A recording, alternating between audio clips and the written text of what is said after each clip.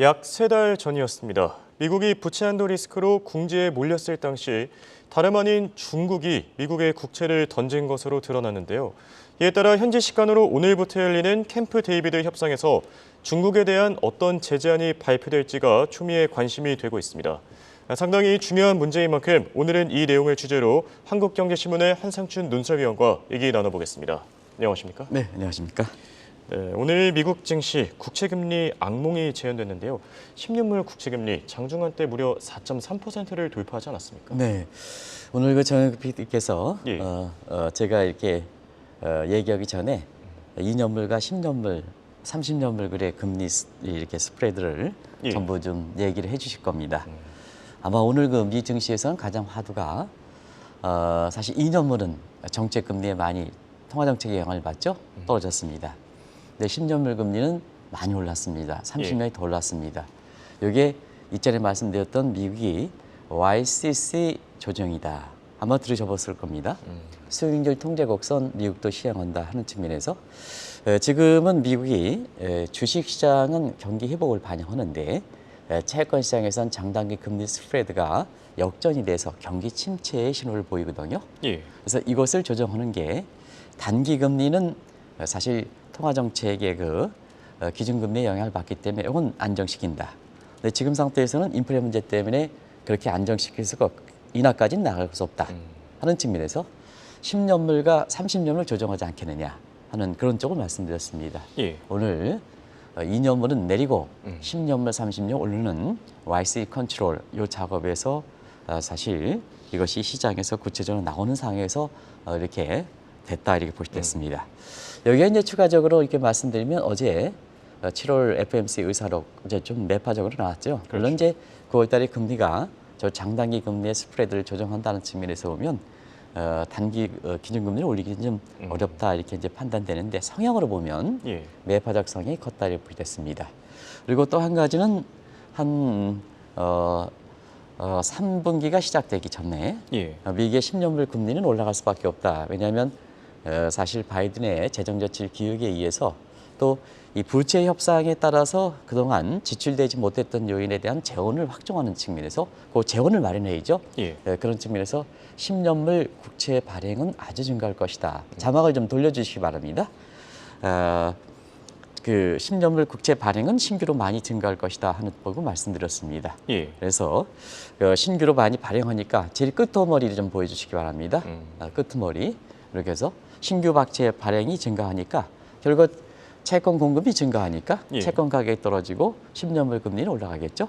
이런 식으로 해서 YCC 부분에 대한 조정 부분, 그 다음에 7월 FOMC 의사록의 매파적 성향, 그리고 3분기에 미 재무부의 부채 협상으로 지원됐던 재원을 확충 채용해서 신규 국채 발행을 증가했던 이런 요인과 함께 예. 미국의 10년물 금리가 4.3% 장정도 벗어났습니다. 이건 2007년 서브프라임 모기지 여론 직전에 나왔습니다. 예. 그리고 오늘 뭐니 해도 금리 중에서 가장 관심이 됐던 것이 미국의 모기지 금리가 장중 8%를 벗어났습니다. 그러니까 올라갔다는 얘기죠. 이건 대공황일에 나오지 않았던 현상입니다. 예. 물론 이제 장 마감으로는 2002년 이후에 최고치만 그러다 보니까 사람들이 뭐냐면 지금 상태에서는 대공황과 어떤 낙은 효과 때문에 투자 심리가 위축되는 과정에서 믹스지수라든가 그다음 FGI 지수 같은 주식 투자 심리 지표가 많이 떨어진 상황에서 주가가 3대 지수가 떨어졌다 이렇게 보게 됐습니다. 예, 알겠습니다. 그리고 방금 전에 전해진 속보 내용입니다. 지금 중국의 헝다가 미국 법원에 챕터 15 파산을 신청했다. 해당 소식이 전해졌는데요. 이 부분은 어떻게 생각하십니까? 네, 사실은 우리가 중국의 부동산 문제에 대해서 굉장히 이렇게 작년부터 계속해서 예, 말씀드렸습니다. 수차례 경고한 바 있었죠. 예. 근데 이제 중국에서 공부하시는 많이 알려주신 분이죠. 예. 3년 전에 헝다 문제가 사실 이렇게 지금까지 디폴트가 되지 않았지 않느냐 하는 쪽에서 아마 방송에서 돌아다니면서 중국에 대해서 이렇게 좀 이런 부분에 대해서 희석하는 이런 쪽이 됐습니다는 오늘 이렇게 정영 PD께서 속보로 전해줍니다는 구조적으로 3년 정도 이끌어왔다는 것은 구조적으로 이게 해결될 수 있는 사항은 아니고 그래서 결국은 파산 신청하게 되는 이런 모습인데요. 예. 아마 중국 문제는 헝다 문제는 헝다 사태에 이어서 이 컨트리 가든 문제 그렇죠. 이렇게 나왔었고요. 그다음에 이게 신오션 미국의 중국의 부동산 국영업체로 돼 있기 예. 때문에 오늘 그 이 파산 신청과 함께 중국의 부동산 문제는 상당히 어려운 국면이 되지 않겠느냐. 그래서 종전에 방송에 드는 기조를 그렇게 그대로 유지하는 이런 모습이 이렇게 보는데요. 다행히 이제 어제 중국에 대해서 너무 이렇게 주가가 좀 5일 만에 반등했지 않습니까? 예. 어떤 의미를 두느냐 하는 측면에서는 대체로 보면 외국인 시각, 저는 뭐 차트 분석이라는 사람은 하는 사람이 아닙니다는 워낙 시청자분들이 관심이 되기 때문에 말씀드리면 예. 일단은 특별한 의미는 주지 않는다. 구조적으로 변한 건 아니다. 정책이 이렇게 먹혀서 그런 건 기대가 먹혀서 그런 건 아니다. 기술적 지표상에 차트 분석의 기술적 지표상으로 반등한 것 이외에 의미를 두지 않는다. 이런 상태에서 오늘 헝다가 미 법원에 여기 이제 델라웨이 법원으로 가지 않겠느냐 이렇게 되겠습니다. 챕터 이렇게 해서 15호에서 파산 신청했는데요. 굉장히 어려운 상황이 됐다 이렇게 볼 때 있습니다. 예, 알겠습니다.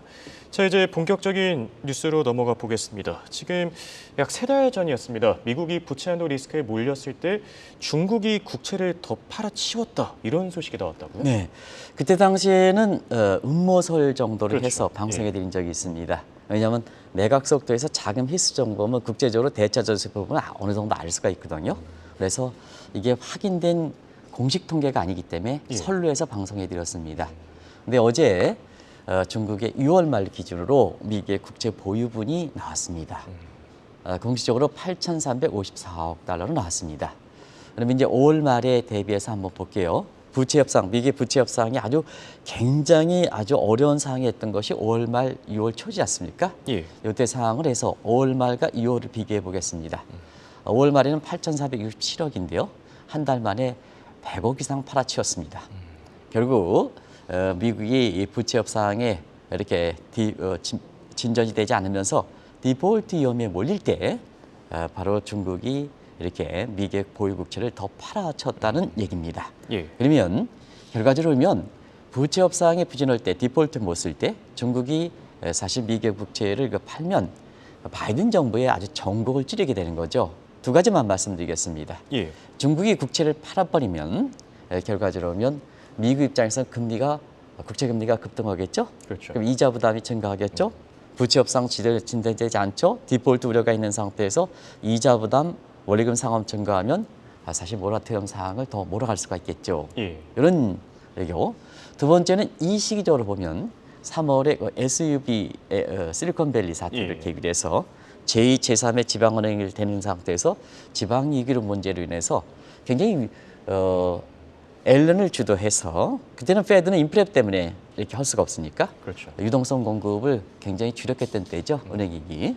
근데 중국에서 이렇게 미국의 국채를 팔아서 자금을 빼가면 미국 입장에서는 크레딧 크런치, 신용 경색이 굉장히 심화되겠죠. 예. 그래서 은행위기에 따른 불기에서 돈 공급한 문제를 무력화시키는 문제가 되는 거죠.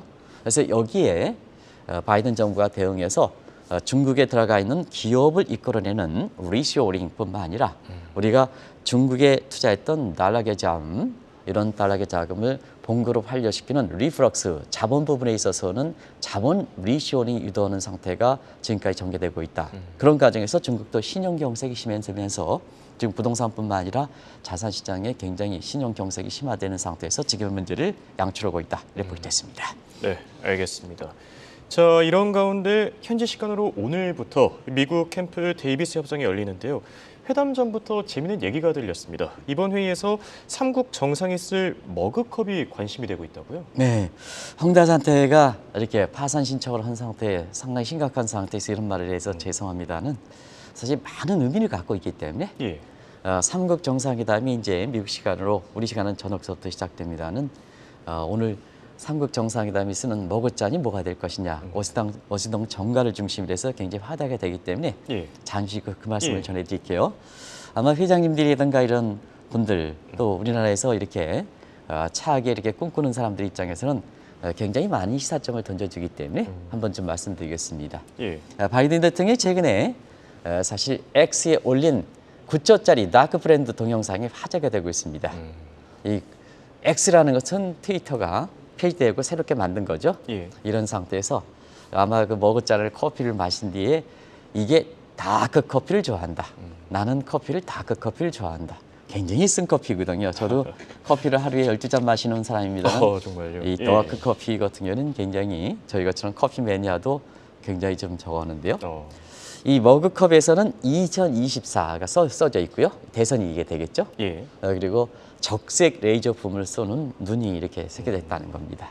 그러면 이게 이제 이와 관련돼서 워싱턴 정가에서는 어떻게 되냐 하면 결국 2024년에 민주당에서는 확실하게 대선 후보로 나오는 입장에서는 가장 바이든 대통령의 취약점이 노약자다, 유약하다. 예. 그래서 본래 캐릭터는 바이든의 약점인 유약한 인상이지만 이걸 뒤덮기 위해서 서브 캐릭터로서 강인하고 음흉한 이미지를 준다 이렇게 되겠습니다. 예. 그래서 요즘 들어서 이렇게 다크 브랜드가 이 에콰도르의 사실 그 대통령이 부켈라 대통령이 지금 세계에서 가장 멋진 대통령으로 부각되는 사람이거든요. 그 양반이 쫙 해서 검은 선글라스 끼고 턱수염 쫙 끼고 다크 브랜드를 강조하는데요. 예. 중남미에서는 이 부켈라를 이렇게 유행하는 모든 중남미에서는 부켈라 신드롬, 부켈라 시모즘이라고 했거든요. 예. 이런 각도에서 이 바이든 대통령도 유약한 이미를 구축하기 위해서 엘살바도르가 미국의 자치령이거든요. 예. 그래서 이 부켈라 시모를 해서 이건 이렇게 합니다. 근데 사실 그 다크 마가라고 또 트럼프 대통령이 예. 전 대통령이 다크 마가라고 이렇게 하는데요. 이 다크 마가를 다크 브랜드가 앞섰습니다. 그러다 보니까 바이든 대통령 지지 입장에서는 여러 가지 환호를 치는 거죠. 예. 그러면 이제 다크 마가가 뭐냐? 다크는 아실 거고 마가는 뭐냐 하면 마가 아시죠? 트럼프 대통령이 들어오면서 Make American Great Again. 뭐 이거 유명하죠? 그렇죠. 이니셜이죠. 이걸 앞섰다는 얘기, 트럼프 지지 앞섰다는 얘기입니다. 그런 과정에서 이렇게 한국과 그 다음에 일본의 어떻게 보면 적극적인 바이든 대통령의 지지자야 이 대통령이 오신 상태에서 예. 사실 머그잔으로 이 머그잔을 다시 한번 쓰지 않겠느냐 해서 워싱턴 정강 중심에서 뭐를 쓸 것인가 이게 화제가 되고 있다. 중국과 관련돼서 굉장히 중요한 시사점을 던져주는 겁니다. 예. 여기 화제가 되고 있다는 보셨습니다. 예, 상당히 흥미로운 내용이었고요. 자, 이번 캠프 데이비드 협상이 더 의미를 갖는 특별한 이유가 있다고 합니다. 안보와 경제를 연계시키는 첫 공식적인 협상이라는 점에서 주목을 받고 있다고요. 네, 많은 국제 협상이 되지만 예. 안보 경제 협상이다 못 박는 것은 사실 굉장히 처음 있는 일이다 이렇게 보겠습니다. 예. 물론 회의 내용에서 안보와 경제를 결부시킨다 추측은 되지만 이번 캠프 데이비드 협상처럼 안보 경제 협상으로 못 박는 것은 아마 국제 협상에서 굉장히 이례적인 현상이다 이렇게 보겠습니다. 예. 이 대목에서 시청자 여러분한테 한번 말씀드린 적이 있습니다. 안보와 경제는 지금 분리할 수 없다. 과거의 지정학점 지오포리티컬에서 지금은 지오이코노믹으로 바뀐 상태다 한 쪽도 말씀드렸습니다. 예. 그래서 지금은 뭐냐 지교학적 위험이 중요하다. 안보와 경제는 분리할 수 없다 하는 측면에서 사실 이번의 협상에 있어서는 또 미중 간 경제 평상에서는 안보와 경제를 철저히 해서 오히려 경제를 중심으로 해서 패권 다투면서 안보를 가져가는 예전에는 정치 군사 안보를 통해서 경제 안보의 틀을 제공하는 이런 측에서 예. 지금은 첨단 기술의 패권을 통해서 정치 군사의 안보를 가져가는 아마 이건 우크라이나랑 러시아 전쟁을 통해서 첨단 기술 전쟁으로 이렇게 본다면 아마 시청자 여러분이 금방 아실 수 있지 않냐 생각합니다. 예. 그러면 지정학적 위험에서 지정학점으로 되면 전 세계에서 지정학점의 가장 리스크가 높은 지역이 어디냐? 결국에서 동북아 지역 아니겠습니까? 그렇죠. 동북에서는 중국과 경우에 따라서 러시아, 북한이 있고 여기에 뭐냐 대만과 그 다음에 한국과 일본이 있고 미국이 있고 그래서 이 높은 지역에서 안보 경제 협상을 이번에 했다는 측면에서는 상당히 의미가 있다고 보겠습니다. 예.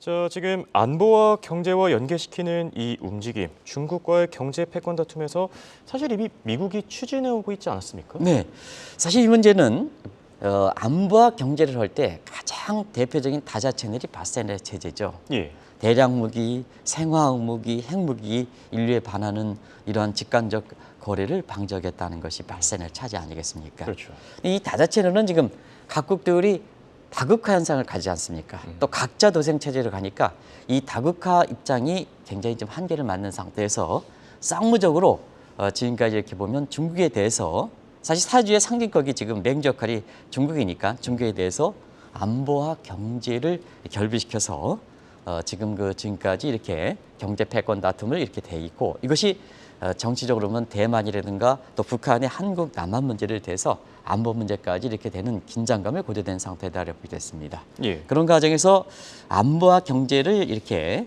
가장 구체적으로 보여주는 대목이 또 시청자분이 이미 이렇게 체감하시겠습니다는 중국과 미국 간의 경제 패권 다툼이죠. 그래서 지금 가장 핵심이 되고는 바이든 정부 반도체 그 경기와 관련해서는 제조업 중국의 2025 계획에 대비해서 미국의 반도체 굵기가 바이든 정부 출범 초서부터 이게 이끌어 왔었고 예. 그다음에 작년 10월에는 바이든 정부가 중국에 대해서 안보와 경제를 결부시키는 첨단 기술 수출 통제 문제, 주로 반도체와 관련된 얘기죠. 이것만 부족하다 해서 이달 들어서는 양자 컴퓨터, 쌍자 인공지능 이런 거 관련해서 제2차 수출 통제죠. 예. 근데 요 1, 2차 수출 통제의 가장 기본은 안보와 경제를 해서 중국을 옥죄게 하는 겁니다. 예. 근데 문제는 사실 미국 입장에서는 여기에 일본과 한국을 껴서 넣지 않으면 쌍무간에 중국을 옥죄게 하는데 굉장히 좀 이렇게 효과를 보는 데에는 좀 이렇게 부족하다. 뭐 한계라보다는 부족하다 하는 측면에서 예. 캠프 데이비드의 안보와 경제를 협력해서 삼자 간에 이렇게 그 실효성을 높이기 위한 회담을 하지 않겠느냐. 물론 핵심 의제는 북한의 미사일 부분이지만 예. 사실 그 숨은 의도에 있어서는 중국과 결부된 패권 다툼에서 안보와 그다음에 경제에 대한 우위를 가져가서 사실 미국이 우위 시대를 점하는 이런 식의 이렇게 의도가 깔려 있는 것이 아닌가 이렇게 보고 있습니다. 예. 여기에 또 이번 캠프 데이비드 협상이 끝나고 발표될 워싱턴 선언의 실체에 대해서 관심이 높은데요. 워싱턴 컨센서스와는 어떻게 다릅니까? 네.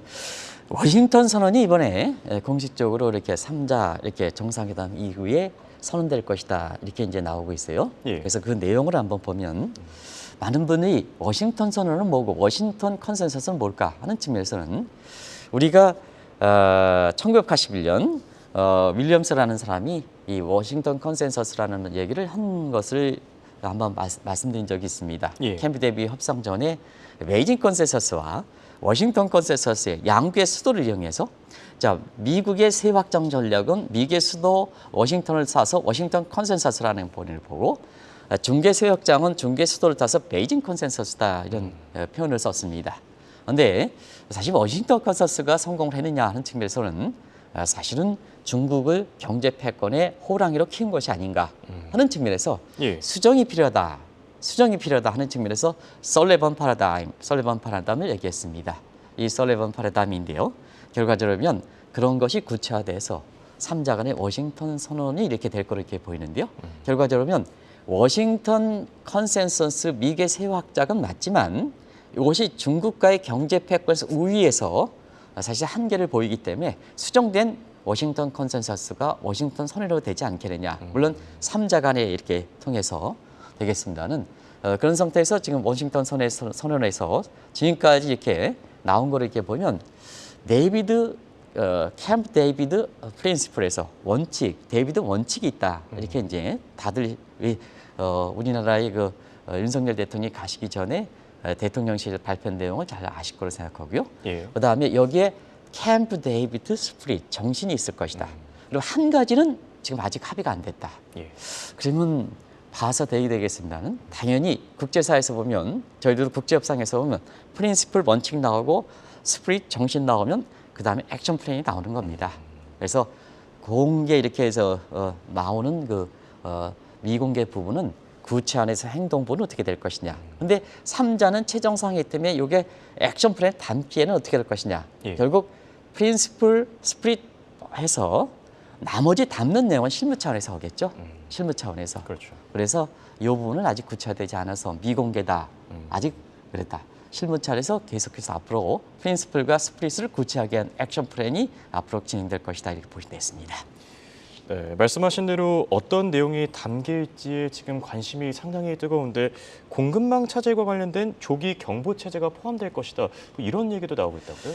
코로나를 거치면서 공급망 차질이 안보와 경제에 맥을 끊는다는 것은 다들 입장됐지 않습니까? 예. 그런 측면에서 안보와 경제에 이렇게 서로가 삼자 간에 이 부분에서는 공급망을 어떻게 확보할 것이냐 하는 측면에서 이 부분은 워싱턴 선언의 공급망 확보를 위해서 얼리 워닝 시스템, 저게 이제 EW라 하는 것은 얼리 워닝 시스템, 예. 조기 경보체를 도입하겠다 하는 내용은 이미 이렇게 우리 대통령실에서 발표한 적이 있습니다. 그러면 이제 시청자분을 위해서 지금 화두가 되고는 공급망 확보를 위한 얼리 워닝 시스템은 어떻게 될 것이냐 하는 측면에서 공개도 위한 이후에 정부의 얼리 워닝 시스템에 대해서 개인적으로 이렇게 같이 정책을 관여했기 때문에 예. 이 문제를 한번 나름대로 시나리오를 보겠습니다. 일단 공급망 차질이 조짐이 보인다. 예. 이게 실제로 거짓 신호와 관계없이 일단은 첫 단계, 경고 1단계를 넣어야 된다. 파란불이 되겠죠? 예. 그다음에 중국과 같은 특정 국가들이 공급망에서 억제한다. 이런 하면 그때는 경고 2단계로 올려라. 파란불에서 노란불로 올려라. 그다음에 여기에 중국과에서 서로 연계한다.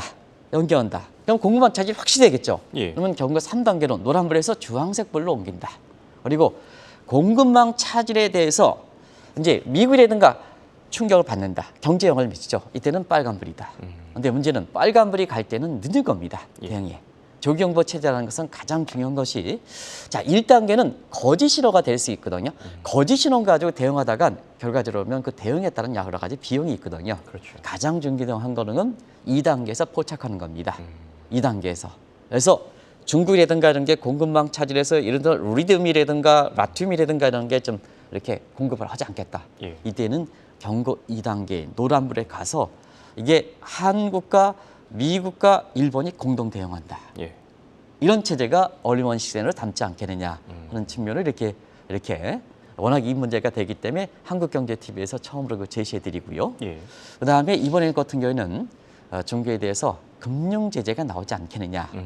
그래서 이미 중국에 대해서 확산 금융을 저지하겠다. 이미 이제 실행되고 있고요.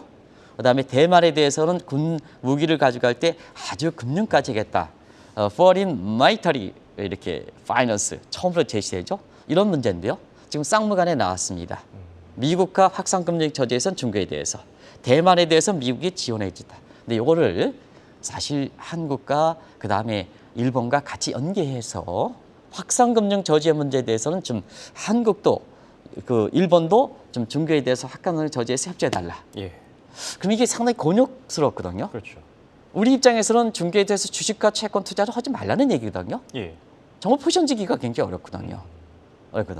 대만에 대해서 무기를 살 때 지원해 준다. 이거만 가져갈 수 있는데도 예.